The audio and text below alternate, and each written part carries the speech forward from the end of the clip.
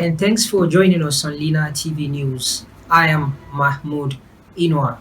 The headlines: President Tinubu directs intensive search to rescue passengers of the ill-fated helicopter in Port Harcourt. Former Governor Umar Bago pays condolence visit to Patigi Emir over the loss of Galadiman Patigi. House of Reps member seeks amendment of the Tertiary Education Trust Fund Establishment Act.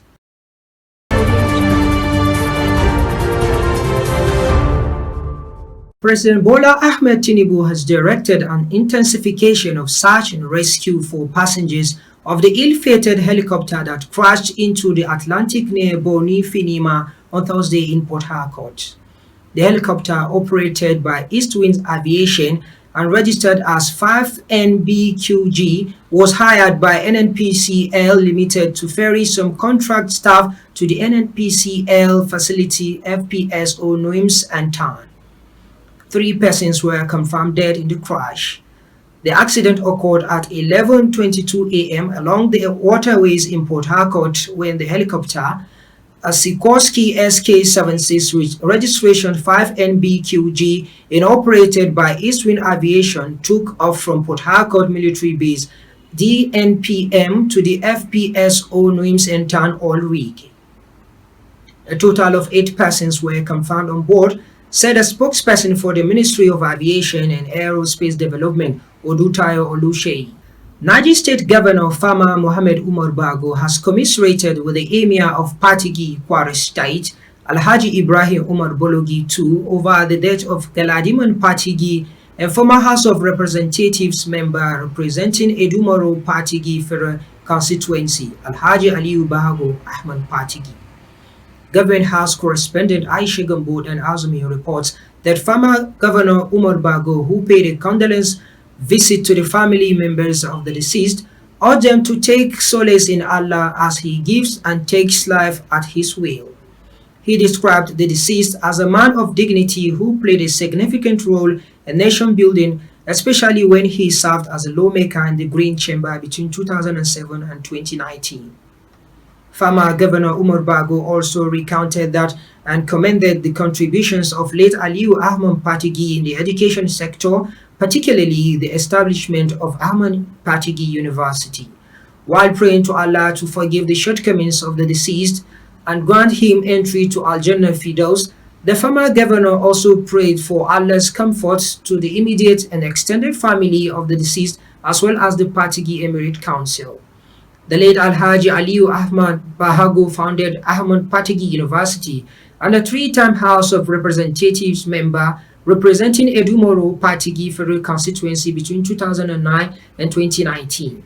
He is also a brother to the Commissioner for Local Government and Chieftaincy Affairs, Alhaji Moazo Hamidu Gentabo. House of Representatives is seeking an amendment to the Tertiary Education Trust Fund Establishment Act to provide additional conditions for beneficiary institutions to access funds for capital projects. The House passed for a second reading a bill to amend the Third Fund Act, sponsored by Speaker Tajuddin Abbas. Leading the debate on the general principles of the bill, member representing Ikorodu Federal Constituency Babajimi Benson stated that Third Fund was established to disburse, manage, and monitor education tax to government-owned tertiary institutions in Nigeria as a means of addressing challenges of poor funding. He noted that the federal government recognized the importance of tertiary education and the need to provide a conducive environment for teaching and infrastructural development, therefore established the fund as an intervention initiative. Senator representing Kaduna Central, Usman Lawal Adamu, has said that the Senate is considering an amendment to the 1999 Constitution that will include a 6-month jail term for parents who refuse to enroll their children in school. He made this known after presenting a report of the Senate Committee on Education, Primary and Secondary on the need to tackle the challenge of out-of-school children during plenary.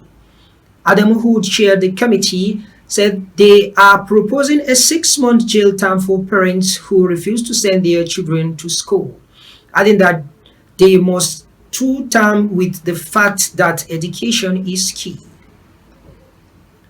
Federal government has handed down a 60-day notice to all federal certificates of occupancy title owners in Nigeria to either pay up their outstanding debts or face full revocation of their land documents.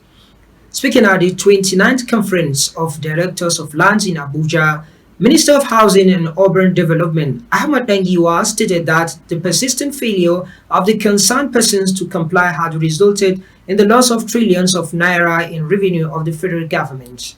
Dangiwa stated that the government had also observed the activities of various residents, associations of federal government landed properties that were preventing ministry staff from accessing the estate for billing purposes and enforcement of payments.